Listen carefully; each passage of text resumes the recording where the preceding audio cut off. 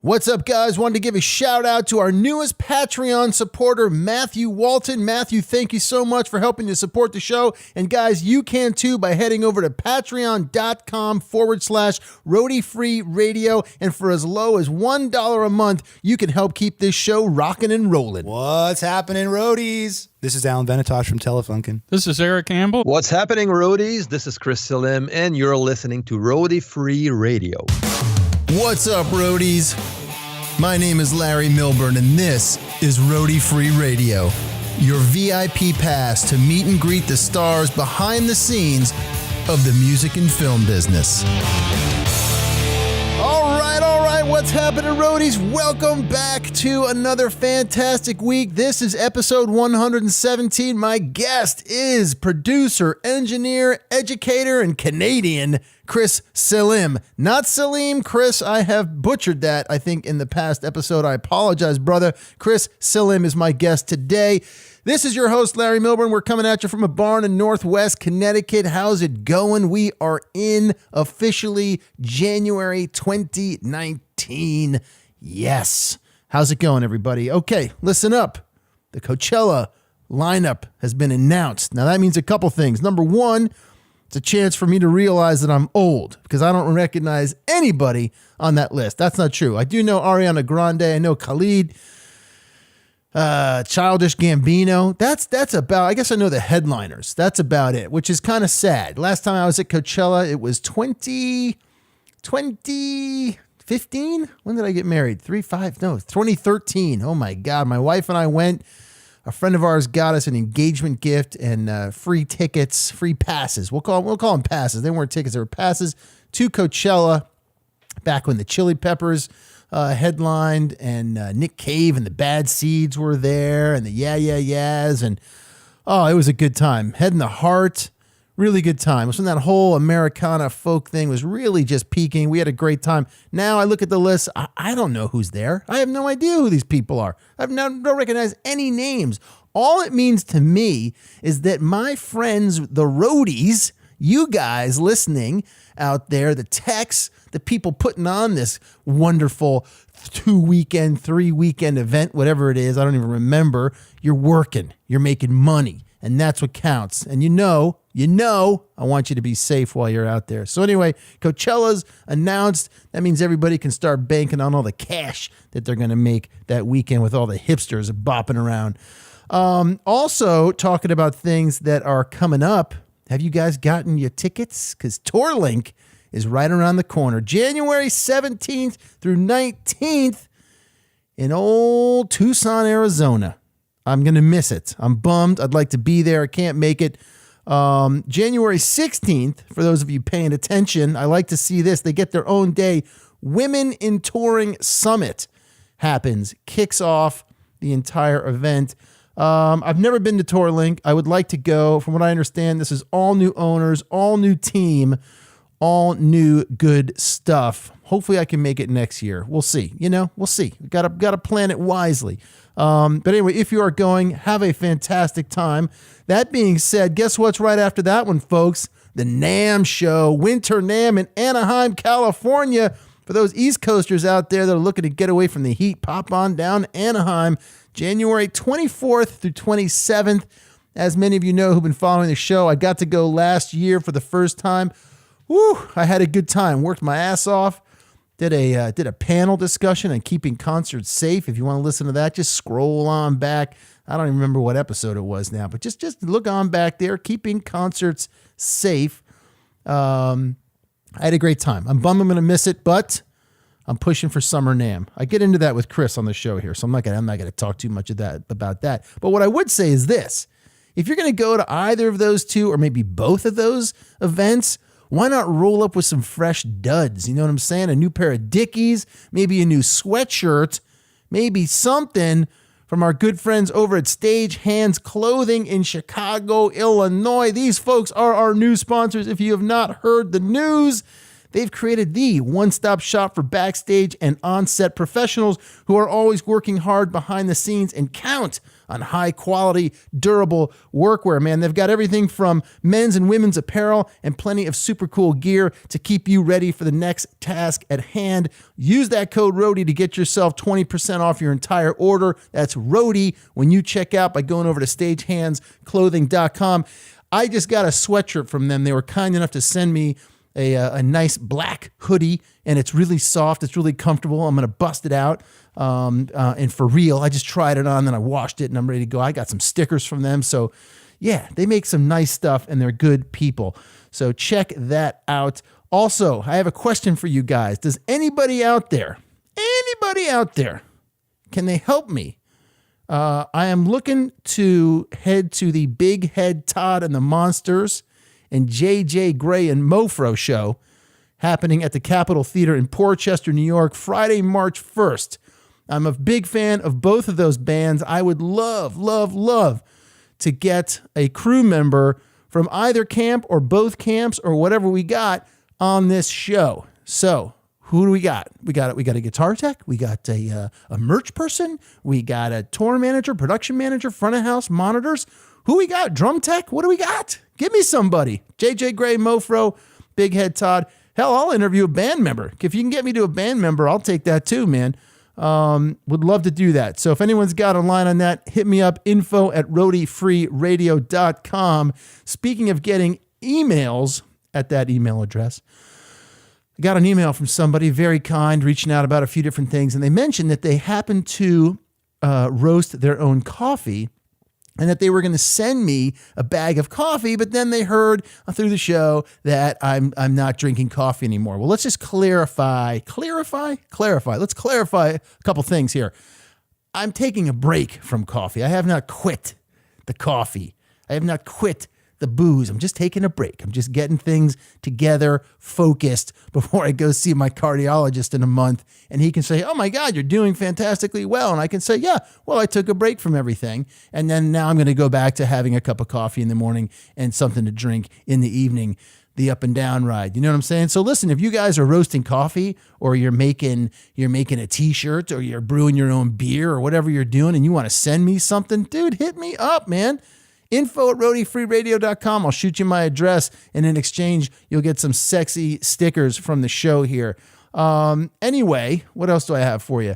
We are also, if you saw it, we're now on Stitcher. So for those of you that like to ingest your podcasts through Stitcher, you can do so. We're on a bunch of different platforms, right? Obviously, iTunes, now Stitcher, Spotify, going to be on Pandora, Google Podcasts. We're all over the place. I'm trying to grow it, get it out there some more. And I have a question because I have an opportunity that can happen, I think, this spring if I get it all together, if I line it all up. Would it be helpful? Would you like to see the Roadie Free Radio podcast app? I can have my very own app where all the content lives right in that app. You don't have to go to Stitcher or these other places. You get it right there in one central location. You click that sexy logo, boom, and it explodes on your phone, and I come at you screaming and yelling. If that's something you're into, let me know. I'd love to get a little feedback on that. If I'm going to put forth the energy to make that happen. In the meantime, please head over to iTunes, or not even iTunes, Apple Podcasts. I like to call it Apple Podcasts now. Head over to Apple Podcasts, wherever you find us, subscribe, and that would be super, super duperly awesome. Okay, listen, let's get to today's guest. Here we go. Chris Selim. He's from Canada, right outside of Montreal. He is a producer, an engineer, an educator. He's also a musician in his own right. I met Chris. When did I meet Chris? I met Chris, 2 years ago now at AES in New York. Great dude. He's buddies with Liz Shaw out of Nashville. Also been on the show, also a producer. And Chris is cool. Chris has a resource website and a YouTube channel, both called Mixdown-Online. You can find it at mixdown.online. Very, very cool stuff. He is a Cubase guide, and as you hear, he announces on the show that he has just finished. It is just out, the ultimate guide to Cubase. It is for the novice up to the advanced user. So check it out. He's really worked a lot on this. It's all video, all kinds of great stuff is packed into this thing. He's got many, many more courses. He's got mix templates he offers. His YouTube channel is really well done. His videos are very clear, easy to understand, and he's just a great, sweet guy. And he happens to use the Roswell Delphos microphone that I'm absolutely in love with. And we had a good chuckle about that at some point. So anyway, guys, we also get into him working remotely with clients. He rarely has people come to the studio. He's able to do it remotely. So for those of you out there that are working in your studios and you think, I'm just never going to have anyone come, you can do it. You can do it remotely. And we get into that and we talk about it. The other thing about Chris, he's got a phenomenal beard. And for those of you out there with a phenomenal beard, you should check out ShowPro Beard Co., started by live audio engineer Chris Wilson and his wife. They've created their very own unique formula of beard balm that not only performs well in terms of health and nourishment, okay, but it also provides the control, shine, and pleasant aroma that any bearded professional would appreciate. And I did appreciate it right up until I shaved off my beard right before New Year's Eve. But I can attest, I have used it. It'll clean you right up. And it looks great. It's non-waxy. It's all natural. And hey, man, it's going to leave your beard soft, smooth, and nourished. You can get yourself a sample pack for $15, or an individual tin will cost you $18. However, if you use the code RODIE when you check out, you can get 20% off your entire order, okay? Use the code RODIE. Check it out. Here we go. Guys, we're deep in. We're doing it. January's here. And guess what? February's right around the corner. So buckle up. Stay tuned. Here we go with Mr. Chris Selim. Hit it. Call yourself a roadie. Call yourself a roadie. Call yourself a roadie. Yeah. All right. So, Chris, dude, how are you? Welcome, and thank you for coming on the show. Happy holidays, happy New Year, happy all that good stuff, dude. Hey, thanks for inviting me, Larry. Of course, man. I know you're taking some time out in the middle of a pretty busy schedule working on this new course. Tell me about the course. Yeah, it's a course on Cubase. This is actually my first course. Now, the thing is, I've been working on YouTube. I have my YouTube channel. Yeah. Talk about music production, home studio stuff. And since I work with Cubase, I cover a lot of Cubase things as well. Wow. So 3 years later, I decided just to work on a course to help home musicians just to get control over that complex software. You know, a DAW can be complex at some time. Yeah. And we can waste a lot of time searching for answers and getting stuck somewhere. And this, in the end, it just, it keeps us from being productive and being creative in the studio. Yeah. And so that's why I just came up with that course, building that. It's kind of a guide, a reference guide, just to help people, Cubase users to get along with Cubase, to work faster with Cubase, and just to get more out of Cubase, basically, and be more creative instead of searching online for answers. Yeah. That's so awesome, man. And congrats and good luck with that. Thanks. Are you basically taking a lot of the knowledge that you've done? Is it more like the back end of Cubase, or are you taking a lot of the knowledge, tips and theories that you put out on YouTube, in terms of like how to EQ a guitar, how to mic a guitar? Are you putting those in there as well, or is it really like a Cubase thing? It's a Cubase thing. Okay. Yeah, more Cubase than a mixing or a recording course. Okay. Which this is something else. I just wanted the user to get the most out of that software, how to create a track, so if there's a Cubase newbie taking the course, this is perfect. Yeah. Or even if it's someone that is used to work with Cubase, but, is limited or doesn't feel very comfortable with this. Yeah. Now this is going to help a lot because I go through all like the main features and all the stuff that you need to record a project, mix a project, and master and bounce your project. Wow. And even arranging and and all that kind of stuff. So it's a big course. It's I think I'm up to 8 hours of footage up to now. Oh my God! So have you been cutting as well as you're going, or this is you're just compiling and then you'll cut it and get it out? It's all edited. When I'm talking about 8 hours, it's when everything has been edited. Wow. So it's more than that originally. Yeah. Yeah. And when is it coming out? Not hopefully, next week. All right. So I have to stop saying hopefully, So Yeah, I'm right. working on my self-paid right now, and everything has been recorded and edited, and I'm just working on the store and on the sales page. good for you. So man. I can just release it next week. Okay, so next week being, because I'm not 100% sure when this episode's coming out. Yeah. So we're talking like basically right before Christmas. Exactly, because we're December 10th up to right now. So I would say a week from now, during the week of December 17th, 2018. Very cool, dude. Yeah. That's awesome. So this is going to be a first out of many. Great. I'm not going to say hopefully. I'm going to Yeah. say that's going to be the first out of many. Well, before we jump into personal history, that's a great. Actually, I got two things for you. First, I was a Pro Tools guy years and years ago. Yeah. Got away from that because I just got away from using DAWs and everything. I got more into film editing. So more recently, when I came back and I started doing the podcast, I was doing the podcast originally on GarageBand. Yeah. Which I just didn't. It's okay. I just didn't like. It's not as intuitive, especially if you're coming from, a Pro Tools setup or Cubase setup or things like that, right? It's just like there's things just kind of not where you want them to be and to go. Yeah. So I put a shout out because a lot of times I'll go to the city. I don't want to bring my laptop or even the Zoom, and I'm trying to figure out is there a way to get the workflow down onto an iPad. And so I shouted out on Facebook, hey, can anyone tell me a good iPad-centric thing? And so I just got into Cubase. I just literally just last week started messing around with it and figured out how to get my Focusrite into the iPad.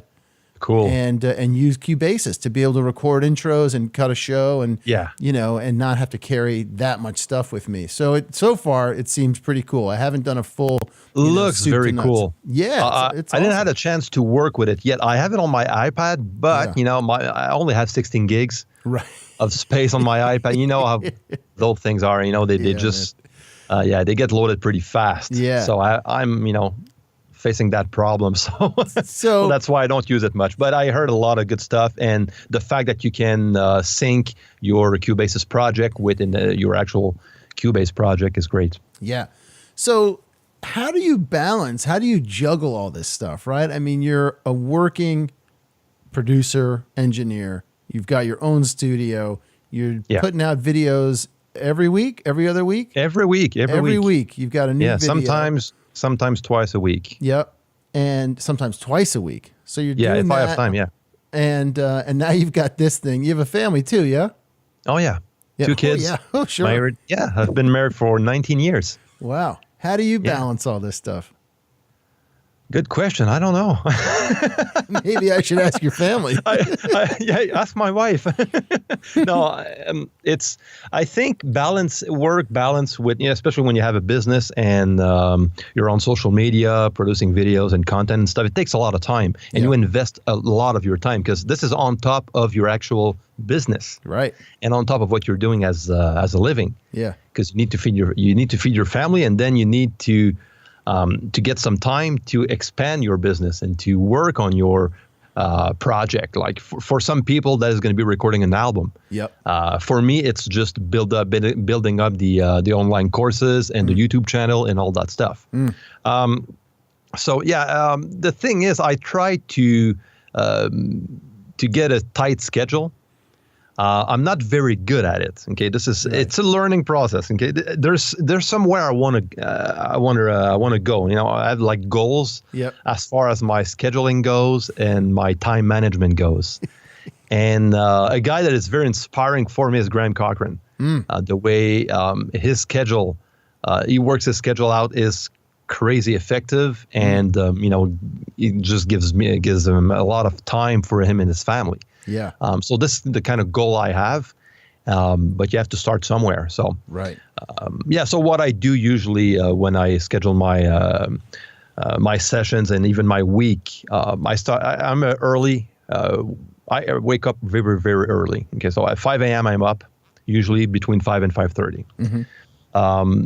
What I used to do was to start working on clients' project as early as 5:30 a.m. Wow. Which is not a very good thing in the end. Right. So this is some of the changes I've made in the past few months, is to take that time between 5 or 5:30 a.m. to 9 a.m. to myself. And this is the time I take to work on my course and my videos and so on, and do some training as well. And then starting at 9, I go and work with clients, and then at night, I try to spend that with the family for sure. Yeah. And then once the family goes to bed, do you sneak back in the studio? Not really. No. Because I don't go to bed. I don't go to bed pretty late as well. So yeah, you're pretty early. Yeah. 9:30, 10 max. Right. It's not as old, glamorous as people think. Is this a home studio you have right now I'm looking at? Yeah. It's great, man. It's a good looking space. It's a great space. We built the house. That was back in 2006 when we built that house. And so we built a studio below the house. It's a basement. It's a large basement. Okay. And the ceilings are pretty high for a basement anyways. I think originally, before everything was built, it was like an 11 feet ceiling. Wow. So the clearance was 11 feet, which is great. And once I was done with all the construction of the rooms, I ended up like in the studio at a 9.3 feet clearance. Nice. Which is cool for a home studio. Yeah. So, yeah. Yeah. And and the soundproofing is great. It was done on custom, to get the best soundproofing ever. Yeah.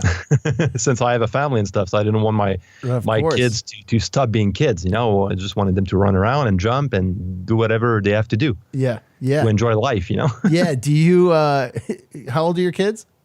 Now they're 15 and 13. Okay. Teenagers. Yeah. What's your feeling as a dad / creative person with? I mean, you've got some nice guitars. You've got a lot of expensive equipment there. You've got a home studio, right? Yeah. What's how did you get around, letting the boys come in and run around the studio and stuff like that? But the way the house is built is we have our main entrance, and then you have the basement where the studio is, and then you can go up a few steps with some closed door, and there's the the place where the family lives. Yeah. So it's kind of a separate.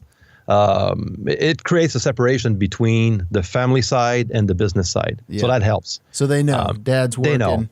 They know. But I do a lot of mixing as well. So there's not always clients in the studio, and there's less and less. I tend to do a lot of work online. Yeah. Well, more than anything else. I wanted to get to that for sure. Yeah. So definitely. That's very cool. Was it a struggle for you, initially to not jump right into work? I know, for me, I used to work out of my bedroom as an editor when I lived in Los Angeles, and Nice. It's like, you think like after dinner, I'm just going to do an hour's worth of tweaking, and 5 hours later, Especially when you're into the zone, Yeah. That creative zone, or, you have to finish that project. And when you're in the zone, it's kind of hard.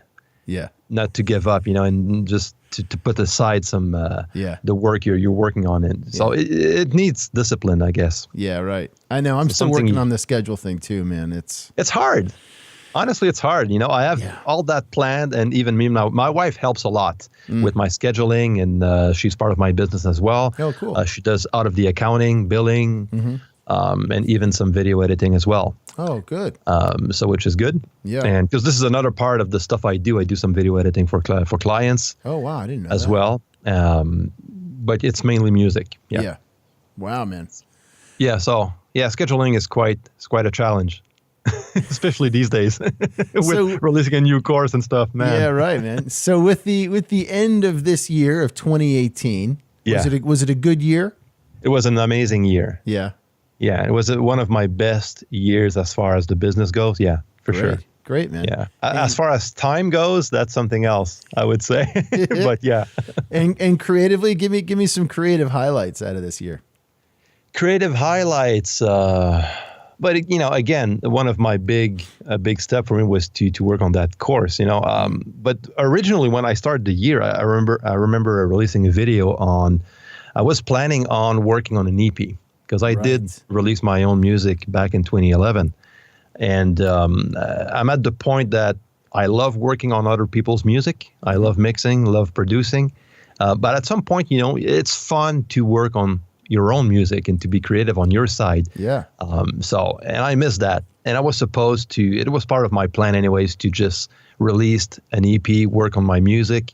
And I made a video on that with my my goals for 2018. And that didn't happen. I remember that. I think I watched that at the end of last year. Yeah. So that's my first fail in the sense. But in the other hand, I did spend a lot of hours producing a course. Right. So it's like, it's hard to do everything. Yeah. So you need to just be selective and at the same time, I just needed to find a way to monetize that venture, that YouTube venture as well. And you've got a solid following. Yeah, it's good. Yeah, it's getting there. 20,000. How long? Yeah, have you been almost. doing it? I started that 3 years ago. Okay. Yeah, but slowly. Yeah. Because back then I had the English channel and a French channel since I'm French speaking. Right. Yeah. So, but it was hard to do both. Yeah.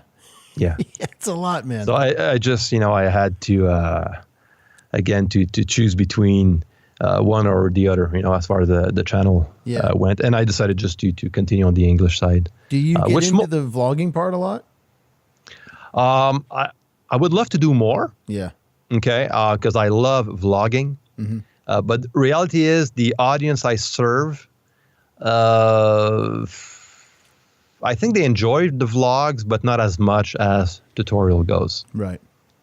So that's why I tend to balance that out a bit more towards the tutorial thing. Yep. And then I just, try to fit in a few vlogs. Yeah. But what I want to try to do in the future is to maybe vlog a bit more, but by including some value content even in the vlogs, so people they can get something out of it. Yeah. That is something of value. Yeah. For my audience. So I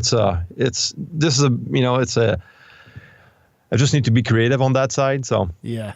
Yeah. It's hard, man. It's hard to do a lot, right? It's fun, but it's hard. Yeah. I mean, I'm definitely a couple years behind you on the YouTube side.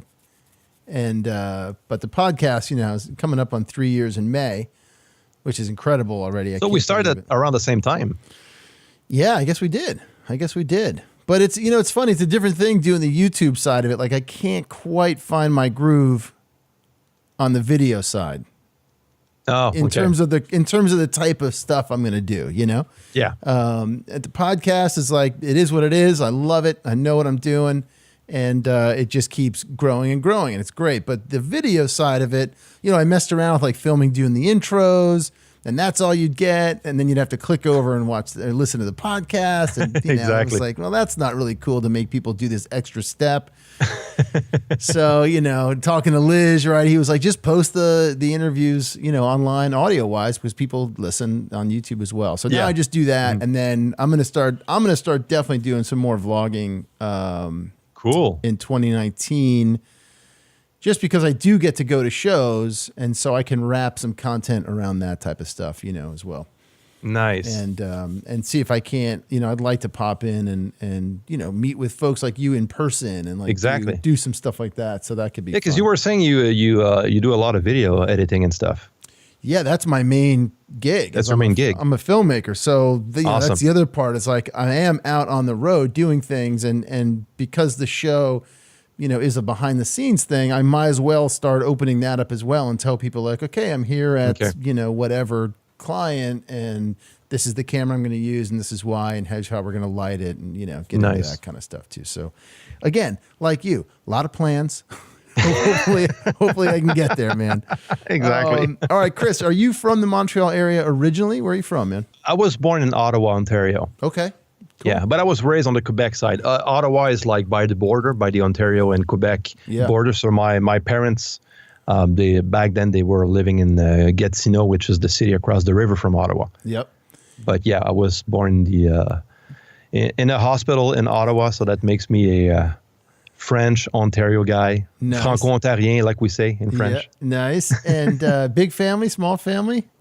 Yeah, small family, 3 kids. Yeah. Me, my 2 sisters, and my parents, that's it. Musical family? Not much. My dad was a teacher. My mom into cosmetic stuff. Mm-hmm. But she did sing at church and stuff, but not more than that. Yeah. When did you start dabbling in playing? I was 13 years old. at church. At Drums. church. I was playing drums. Yeah, I learned, at church. And church is great for that kind of stuff, just to learn music and even sound, live sound and stuff. Yeah. It's a great place to learn. And that's what I did. So I started to play drums at age 13. Originally, I wanted to play bass. Okay. But I just, I see my one friend. behind you there. Yeah, and I love, I kind of take it once in a while and just jam on it and do my own tracks, my own bass tracks when I can. But I remember it was my good friend back then when I was at that age that just took the bass and started playing. So I just ended up playing the drums. Nice. So that was the only spot left for us to complete is that your the main band. instrument then? It's my main instrument, yeah. Yeah. So I do play a bit of keyboards and piano, but Yeah. to do some music arrangements, but mainly drums. And what was that? So you're 13 years old. You started playing more, getting more into it in the high Yeah. school and whatnot. And did you think like I'm going to be a drummer in a band and go out and do it, or what? Yeah, that's what I did. Back then, I remember I was in high school, and the teacher was asking us in one of our classes what we wanted to be as we grew up. Yeah. And I remember writing down music producer back then. Wow, not drummer. No, music producer. That's the funny thing. Because after that point, I remember she looked at me. She's like, you know what? That's not a serious job. Choose something else. I said, okay, let's go with plumber. Right. But anyways, afterwards, I started to play in a band, and we played a lot, and we ended up signing a publishing deal with some folks in Nashville, and we traveled, and but we never got signed though. So Okay. and after that point, I was a bit older. I met my wife at that time when I was touring with the band. We got married, and we were hoping to move to Nashville at that point and to live the dream. Yeah. And that didn't work out. It was a bit complicated, with band members and stuff. So I just quit, and I went to music production school Where'd to you study for a year in Drummondville, Quebec, go? Okay. which is the town I moved with my wife when we got married. Yep.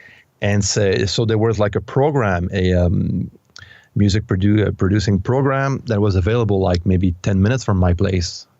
I was like, yeah, sure. Might as well try that. So it was my first introduction to the studio world and recording. And because when I was playing with the band, the lead singer had the studio, and he was the one working on Cubase and recording and mixing. I didn't know nothing about that. So that was a fun part, to get introduced to that world, the recording and mixing world. And so that was my first, my first time doing some production. It was at that school. Canada's obviously got a big, rich musical history. There's a lot going on up there.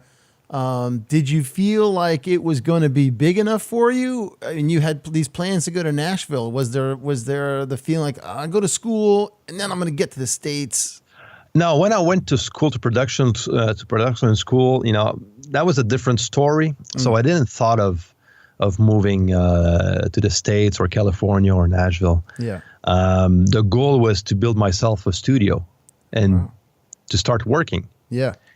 And since I was a church-going guy, I met with some artists, Christian artists here in Quebec, and one of them, which I still work with today, he was getting known on the Christian French market in Europe and here in Quebec.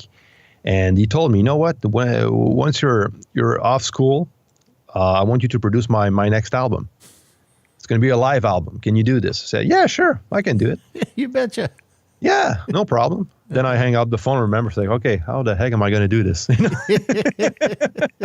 But I managed to do it. And that was my first gig.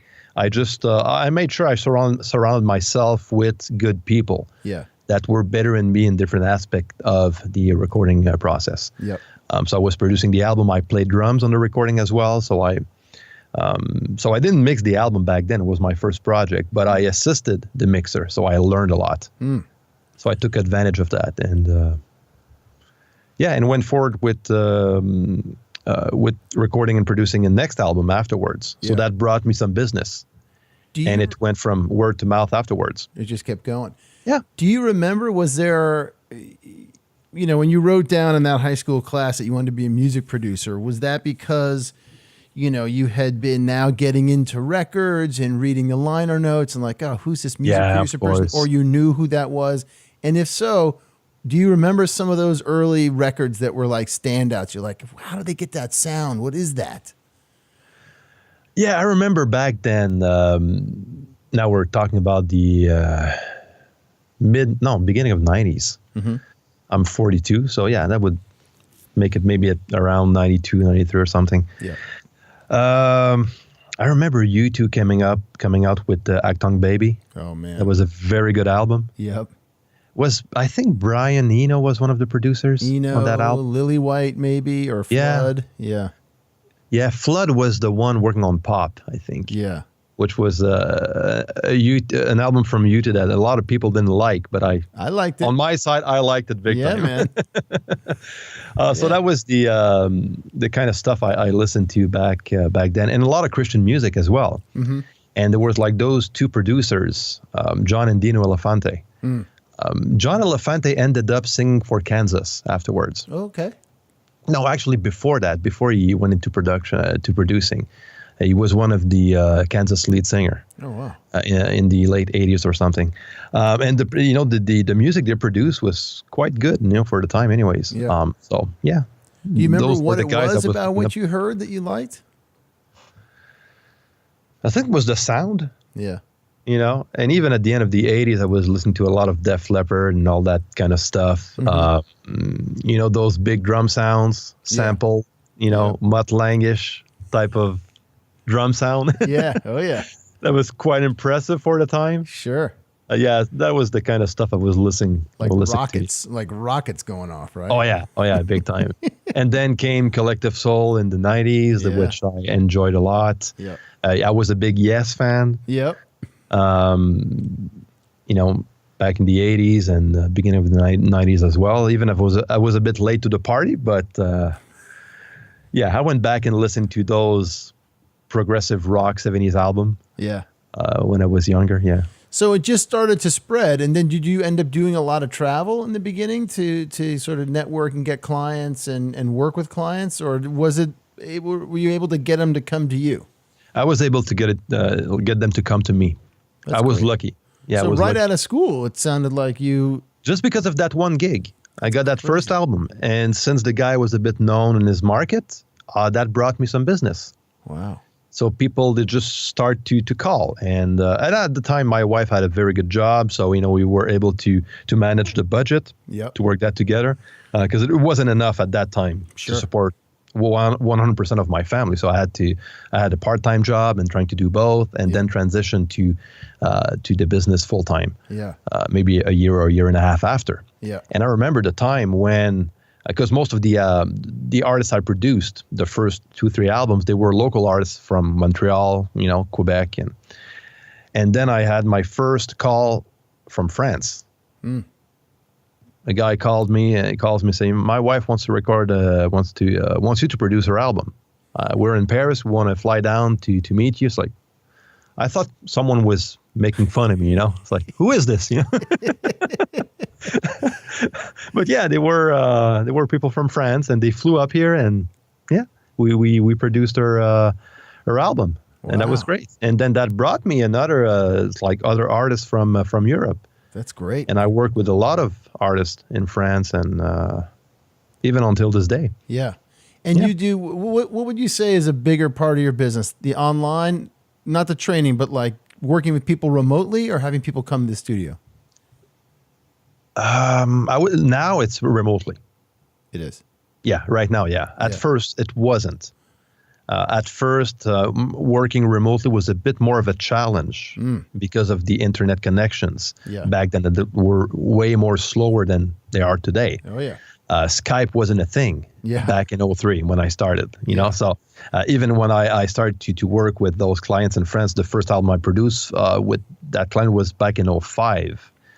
2005 and 2006. Yeah, we started that project. I was in Drummondville, then we moved to the new house in 2006, and this is where we did most of the recording of that project. Nice. So the internet wasn't what it is today. So it was a bit harder, but then, the more we went, the better it got. So take me through that process a little bit, working with someone remotely. Yeah. When you're producing an album remotely, now communication is key. So I kind of was able to work on that skill, the communication skill, to get to know the person you talk with and the person you're dealing with, to make sure you know what they want. And that is the key here, to make sure you know that what the artist needs and what they want their music to sound like when you're done with it. Because you're working with somebody else's art. Yeah. And that can be touchy. Yeah. You're working with emotions. Right. So you need to be careful with that, and you need to fully understand what they need. And this is a skill that needs practice. I wasn't that good at first, but I got good over time. Yeah. Yeah. So I think that was the first step, is to communicate a lot, asking them for music references, what they like to listen to their songs, of course. And what is their vision, where they want their music to go and stuff. So this is the first step is to establish a trust relationship. And then when you get into the actual recording phase, what does that look like? I asked them to send me songs, the songs they want me to work on, as stripped down as possible. Okay. Give me just a piano voice version, an acoustic version of your song. I want to hear the song. I want to make sure the song is workable as a stripped down version. So I don't need all the drums and the arrangement. This is what we're going to work on that later on. Yeah. What I need to know is, do we have something to work with? Right. to start. Yeah. So this is a very important step, and this is something that a lot of people tend to forget. I do a lot of YouTube videos about mixing and stuff, and those videos are the one that works the most, because people tend to put a lot of importance on the mixing stage. Right. But if you don't have something to work with when you start, you're just gonna mix like crap. What are you going to end up mixing? Exactly, crap. Yeah. So listening to the song is the first step. And then we talk about the vision. We talk about the type of arrangements, the style of music you want to go into. And then I start working on my side with my partner, where we do some music arrangement and stuff. We do the recording. We do a bit kind of a, we call it in French, in maquette, a kind of a rough arrangement of where we want to go with the song. Okay. And all then digital at that point? All digital at that point. Yeah. I first started my home studio with not a lot of budget. Right. Okay, so back in 2003, there was no way for me to buy a tape machine and a huge console, so the computer was my friend. Right. So I don't know that analog recording thing, So unfortunately, I would love to work in a huge studio back then, but I was working most of the time in the box. Sure. And so this is my world. So everything in the box. And then I send the arrangement to the client, to the artist. They listen to it. They tell me what they like or what they don't like, and we go from there. How does it work if you have a band? Working with a band is different. I did a lot of solo artist.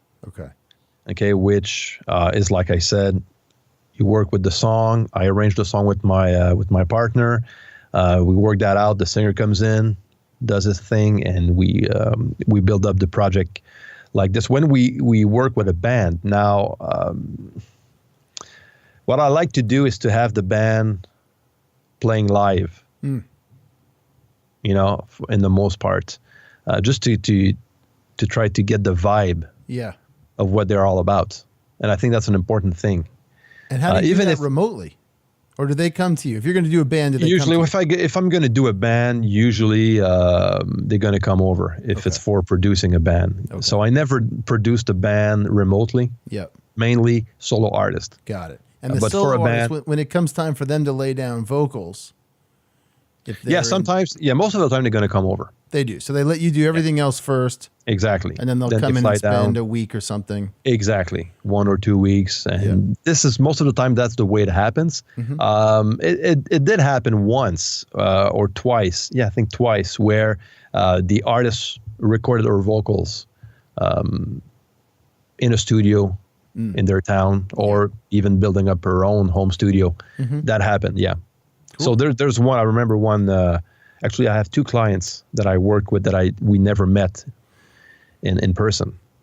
Wow. And one of them, I produced 2 of her albums like this. And until this day, we never met in real person. Yeah. That's hysterical. It is. But it worked. Yeah. You mentioned vibe, right? Working with art, working with the band, get the vibe. As a producer, what do you do when you start feeling that the vibe's not happening for you? I do what I have to do to make it happen.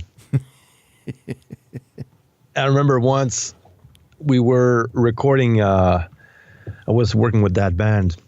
That was years ago. And we did everything in overdub. So we did the arrangement with the band. And the good thing about working with a band is you work the songs together.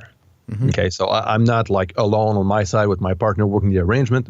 I like to work arrangements with the band, so I get a lot of involvement. Yeah.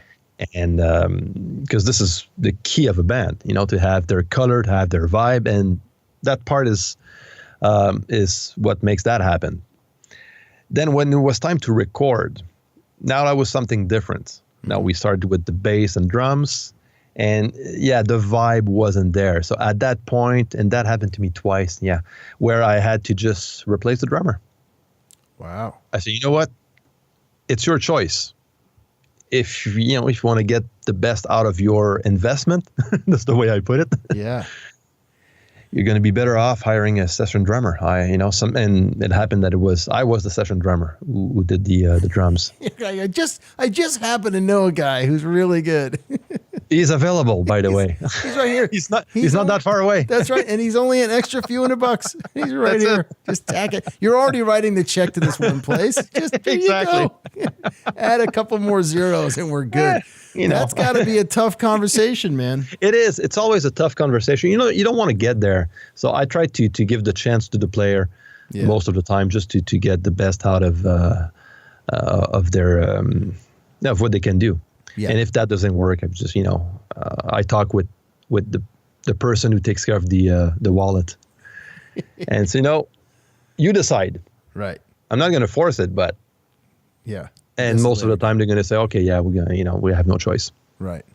Yeah. Oh, that's got to be sticky.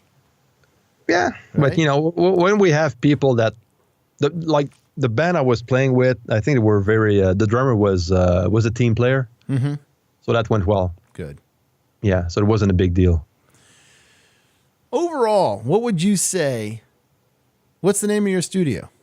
Mixdown Productions. Mixdown Productions. Yeah, okay. I kept the same name. Yeah. All right. So what is it that Mixdown Productions brings to the table? Obviously helmed by you.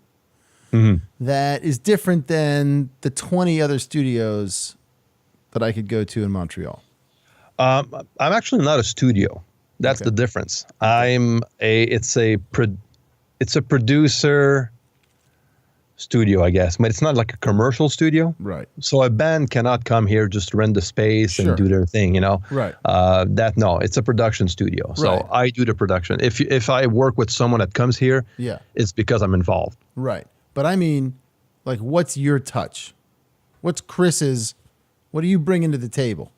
Right. If I'm looking at resumes, between you and this person and this person, what's going to make me go, this guy's got a, or actually, if I'm listening, fuck the resume, right? If I'm just listening to different albums that you've done and other people, what do you bring in that's a little different to the mix?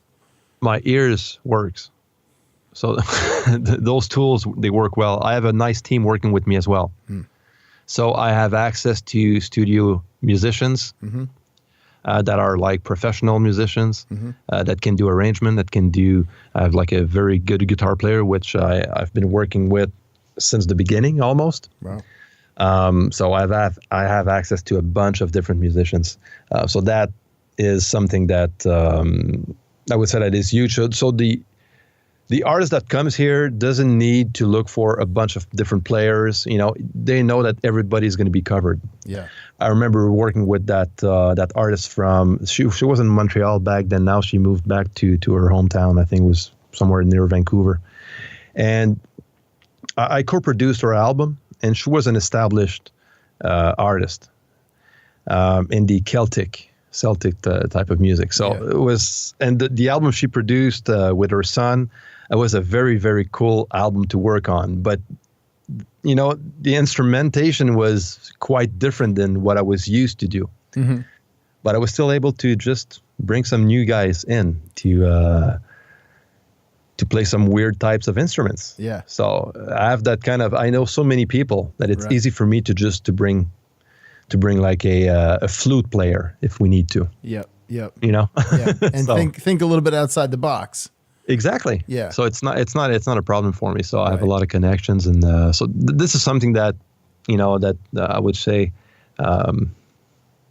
puts me aside of everybody else. Yeah. It's just the fact that I know a lot of people, and I can produce different genre of music as well because of that. Do you find, I mean, you're doing so much of this stuff, particularly because of the YouTube channel and all that kind of stuff. So you know so much, but I'm wondering, like, on the same token, like if you're working with an artist, right, and the vibe's not working, you got to change it up. What about for you personally? Do you find that you get into ruts, you get into old habits, you're like, you fall back on things, and how do you get yourself out of that? Yeah, that happens. That happens with arrangements. You're working with, you have your formula that works. Right. And sometimes the danger is you're good at it, but at some point there's a danger of doing the same all over and over again. So you have that kind of color and sound that tends to replicate itself. Yeah. When I get to that point, I just make sure I work with someone better than me. Mm-hmm. So for example, I can work on an album and say, you know what, I'm not going to produce this one. That simple. Right. I remember last year I worked on that project, and the album was kind of weird in the sense because there was like different genre of music on the same album. So it was like pop, worship rock, and at the same time, like typical jazz music and reggae. So go figure. Wow. And so that was quite of a challenge to produce and to do some arrangement on that music, especially for the jazz stuff. Jazz is not my thing. Right. But I hired a band from Orlando remotely. It's funny because that artist that I worked with last year, she is from the island of Martinique, which is part of France. Sure. And so those two, remember those two songs, jazz songs, we did a bit of like some arrangements, me and my guitar player, Jimmy. But all the recording was done in Florida. Wow. A good friend of mine has a good studio connection and with a large facility. And I was looking for a live band recording. I didn't want to record some jazz music on overdub. Right. Okay, I wanted to have everything live. Sure. Because this is the magic of jazz. You want to have the band playing together. Yeah. So we had like an upright bass player, a drummer, and a pianist. They played the song live. I was actually attended the session remotely. From where you're sitting right now? Exactly, with the webcam, and Dane was in the studio in Orlando. He was the producer in charge of the session, and I was just listening to the versions as they were recorded. That was great. That's so cool. Yeah, that was very cool. And honestly, the end result was amazing. Yeah. So there was no way for me to. I could have rented the studio in Montreal, and but it was just a bit too complicated and expensive. Yeah. It was cheaper for me to just to get someone I trust somewhere else remotely and Pour a cup work of the coffee. way. Pour a coffee and watch a TV Exactly, show. Jazz. exactly. I love online work, So that's cool, man. So I get clients this way, and I send my clients somewhere else using remote services. What's your favorite 3 pieces of gear in that studio? Oh, boy. And how much do you like that Delphos in front of you? I love it. Honestly, I had one for a bit, man. I love it. I had it for a year. Oh, my I had God. it for a year now, and I do all of my recordings with that mic. Most of them, anyways. For vocals, it's great. Yeah, they're awesome, right? So I would say this is one of, it's a piece of equipment that I like a lot. Yeah. I have a Drummer 1960, which is a compressor and a preamp, which is below my desk. You don't see it, but because it needs repair, so I need to send it to the shop to change the lamps and stuff. It's a tube compressor, but it has that DI directly on the unit, which is as a tube, as a lamp dedicated to that input, which is great on bass. I bet. So yeah, I love that piece of gear. So this is one of the first stereo preamp that I bought. I bought it on eBay back in 04 or something. Are you a big gear person? Is that your thing? No. You keep it simple. Yeah. Wow. So I have my latest addition to my gear was the Creme from Tegler Audio Manufacturer. It's a stereo bus, a compressor, and EQ. And I kind of like it. Now I use it on, I would say, every mixes on my stereo bus. Cool. And I like what it does. I love the color. But that's it. I'm not like a big gear geek. Yeah, not a big outboard. No. Because everything's like I said, Cubase. Yeah, like I said, I was raised in the box. Yeah. So it's plug-in central at your place. Yeah, definitely. Yeah. What are your favorite plugins? Oh man. I love UAD. I've been working with UAD since I started the studio. I remember you buying the UAD1 back then, the SP card.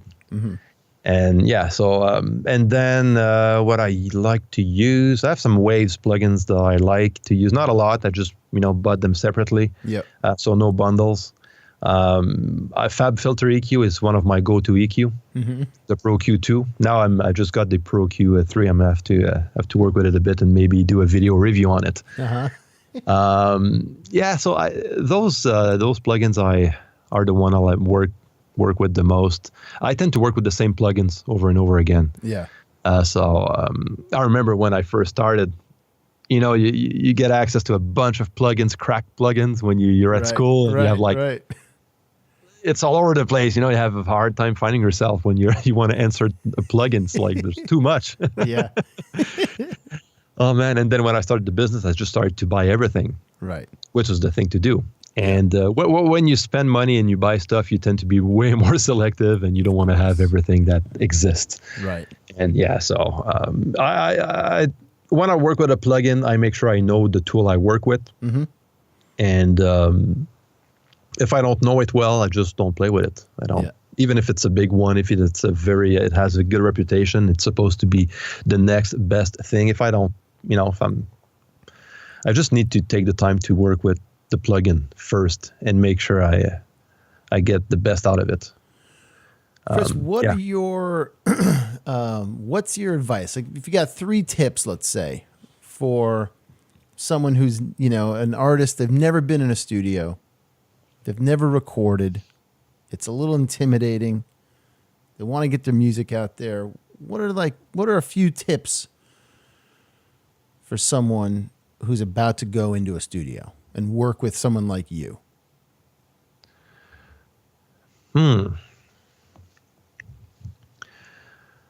So for an artist that comes in the studio, that's a good question. To work with someone like me. Yeah. As an artist. This is your next video, by the way. This is my next video. 3 tips. Thanks. 3 tips from Mixdown-Online. How to get started in the studio. I would say studio is a hard thing. Recording is a hard thing. And this is something I tell singers, especially singers. They come in the studio for the first time. They hear themselves for the first time. And now it goes downward from that point. So one of the first advice, you need to be ready when you come to the studio. When you come to record your instrument, you need to be ready. If that means you need to take lessons, take lessons. Have a coach, especially for vocals. Have a vocal coach when you come to a studio, or even weeks before you schedule a studio session. Be prepared. There's nothing wrong to get a coach. Sometimes people they kind of they think it's a bad thing, or they're intimidated by that, or humiliate you. I don't know what to say that. Humilier in French. Well, it's like it's not cool. It's not cool. It's kind of a downside of something went wrong, so now I need a vocal coach. Right. No, it's just for you to be better and to control your voice better, and to be just to track a better performance, because performance is key when you're recording. Right. More than even mic placement. Mic placement is very important, but you can go away with a good performance that is not too well mic'd, not too well recorded, than the opposite. Right. A bad performance that is super well mic'd is not going to bring you anything anyway. So I would say, this is one of the first tip I say to people when they come to the studio: be ready. Make sure you're at your best. Yep. For example, my daughter, she played yesterday, actually last night, a Christmas concert. She's a cello player. She's 15. And that was one of her first big gig at Théâtre Saint-Denis, which is like that huge theater in Montreal, very well known. And it was a Christmas concert for a church, and they rented that hall, a big concert. And she was part of the string section, playing the cello. So I knew everyone was going to use in-ears monitors. Yeah. And I know that for her, that was going to be a first for her to. So a week prior to the event, I said, you know what? That's a small board. That's your headphone. I set up a microphone. And practice with your headphones. Right. By hearing yourself with the music. So that's what she did. So when she was ready when it was time for her to do the gig. That's awesome. She just put in the headphones and, okay, I know what that is about. Right. I'm not surprised, because you know how it is. With the first time you use in-ear monitors, it can be quite a challenge if you're not used to it. Yeah, and just this, I remember the first time when I was living in LA, we had a producer who was living below us, and he put together like this sort of compilation record of young bands and whatnot. We were on this thing. This is 95 or 6, and he brought us to a studio out in Silver Lake, out in California, and I don't remember what the pedigree of the studio was, but I remember that it was like it had been used for a lot of big things. And, the first time you hear your song that's not on a little 4-track tape recorder that you've done in your bedroom, Exactly. Not only the first time you hear, but the first time you play in a little booth with sliding glass doors and headphones, and they're like, oh yeah, no, we can hear this going on with your hand. Don't do that. And like on the third take, you're like, holy shit, it's hard to relax. And then you realize, much like film, right, where it's picking up everything that your face, your eyes particularly, can see everything going on in your eyes. Same thing with a microphone when you get in the studio. Big time. Yeah, right? It is a big deal. And then listening back, like you said, and you're like, oh, I kind of like that. It's kind of different. I don't like that. Oh my God, there's so much going on. Whoa, it sounds so big. All those things. You're like, holy shit. Yeah, and cool. This is something that, especially for someone who's new in the studio, for a singer or even a guitar player, you're hearing yourself play is not that easy. Yeah. It's like being naked in the middle of the mall. Right. It's good to have that kind of, when you're dreaming that you're in the middle of somewhere, it's like, everybody's looking at me. There's something wrong with me. Right. Yeah. So it's the same type of feeling, and people, they get surprised. Oh, so if you're, that's going to be my second tip. Don't be shy to tell the engineer or the producer what you need. Okay, especially for monitors, you need reverb, ask for reverb. Make sure you can hear yourself correctly. Right. Make sure you're not, your headphones are not too loud. Trust the engineer that's going to advise you how to monitor yourself, because this is the first time for you. You don't have experience doing so. Yeah. The engineer has some experience. So it's a matter of trust the one you work with. Yep. And don't be afraid to tell whatever comes to mind. so you're at you're just comfortable doing the recording. Yeah. Yes, that could be my second tip. I would say for someone that is new working with me, comes in the studio for the first time. I would say, be relaxed, chill out, work hard, and tell them what you need. When you started the YouTube thing, Yeah. you were working away, doing what you're doing, probably doing pretty well. What pushed you to start now teaching and giving back and putting it out there? And then was there a learning curve, just like for people who've never been in a studio? Was there a learning curve for you being on camera? Dude, you have no idea. Look at my first video. It's like, my gosh, did I just remove that video? But I want to keep it there to remind me how I was when I started. Yeah. That was a challenge. I'm an introvert guy. I work alone most of the time in my basement. I don't get out much, which is good during wintertime. I'm like a bear. I know. Dude, you've got a T-shirt on. I am freezing right now. I still have my jacket and hat on with my headphones over my hat. I'm wearing shorts, man. No, you're not. Are you really? Oh, my God. Yeah, that's kind of my trademark. That's year long. Good for you. Year long. That's. You guys have snow up there right now? Oh yeah, big time. Do you?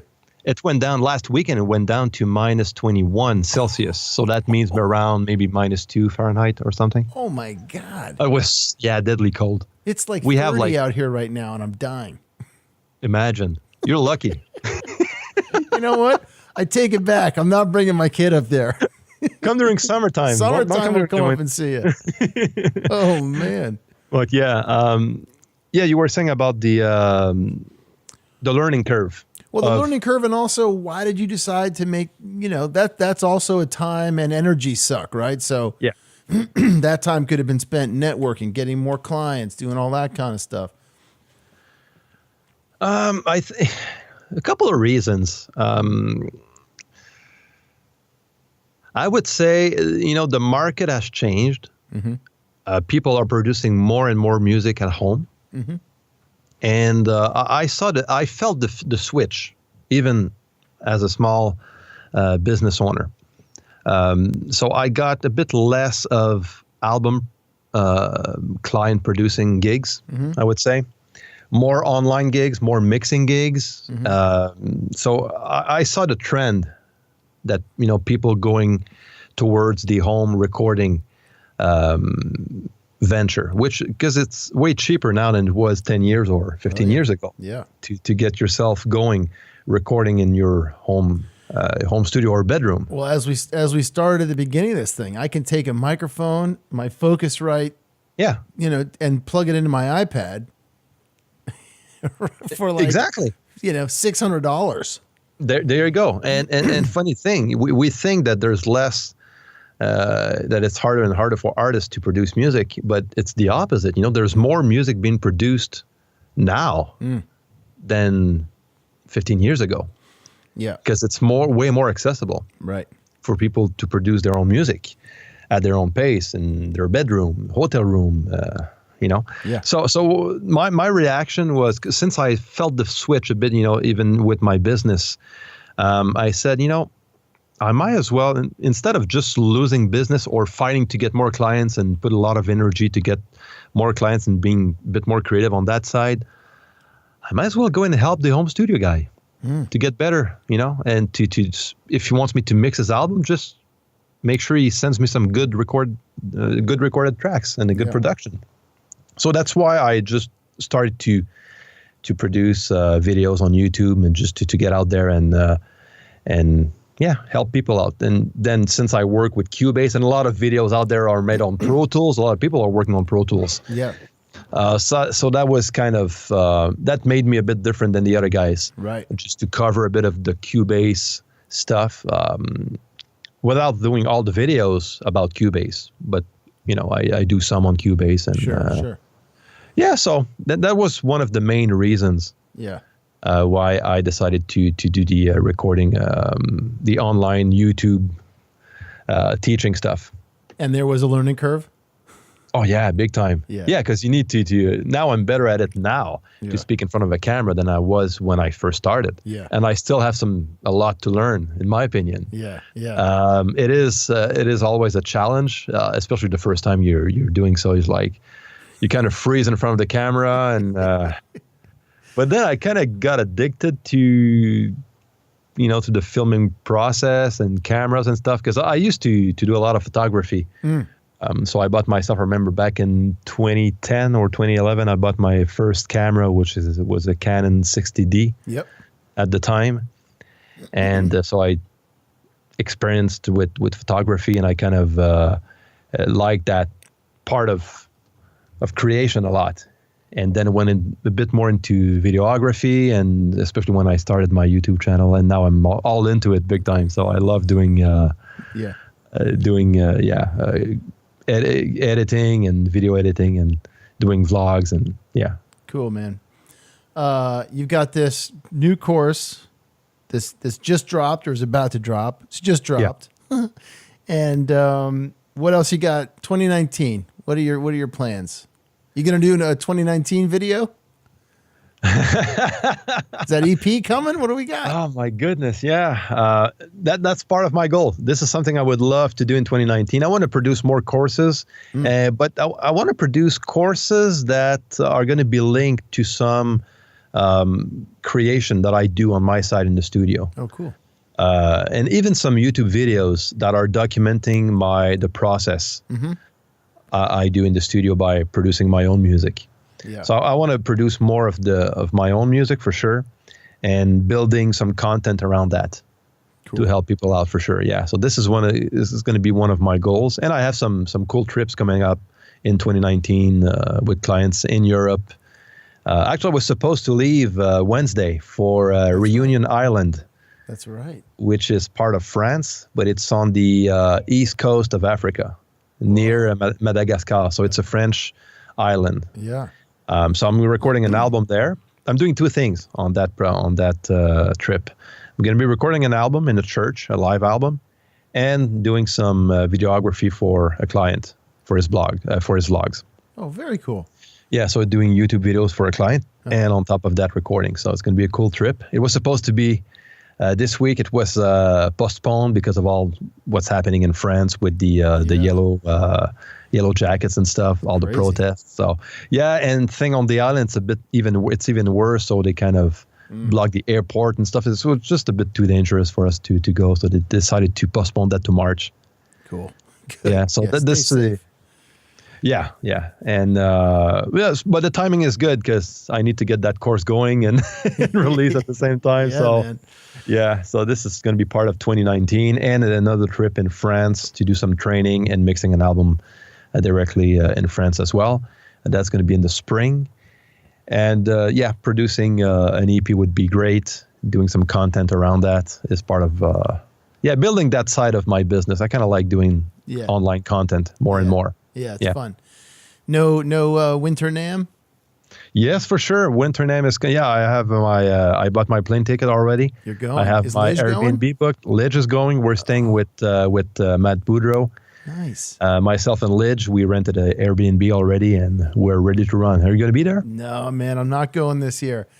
Okay. I had a great time last year. I just did AES. I missed you at AES this year. Yeah, I wasn't there this year, but we met last year. Yeah, I did this. I did this one, and I'm in that zone. I'm trying to pick and choose my battles right now, where the dollars are going to go. No, exactly. But I think I am going to go down for Summer NAMM. Have you ever been to Summer NAMM? No. Okay, I've been twice. I was there last year and the year before. Yeah. It's great. It's way smaller than Winter NAMM. It's not the same thing at all. Okay, Right. It's a tiny thing, but Nashville is cool. Yeah, Nashville's Since great, it's, right?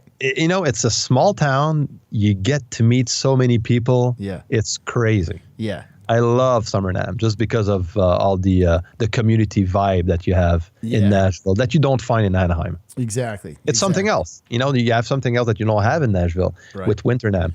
But, it's Summer NAMM is special. I'd love to hook up But if you come to Summer NAMM, I'm probably going to go back this year anyways. Okay, cool. Well, Chris, dude, you got a lot to get back to. And so I want to thank you for taking the time, dude. I know I've been chasing you for a bit to be on the show. And it's been nice to talk to someone, in a studio. I've been on a run of live touring people for a bit now, the last couple of months. And it's good to get back in the studio, as it were. That's cool. I am happy to that was part of your podcast. And thank you for inviting me. Of course, man. Good luck. And I'll be in touch. All right, Larry. You Happy take care. New Year, dude.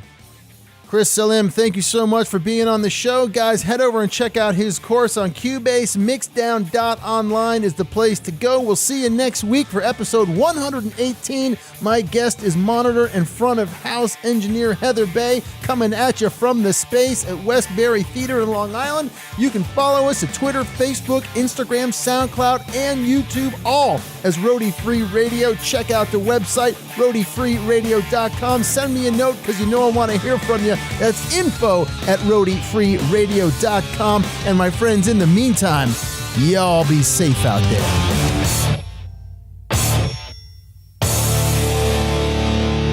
No roadies, no rock and roll.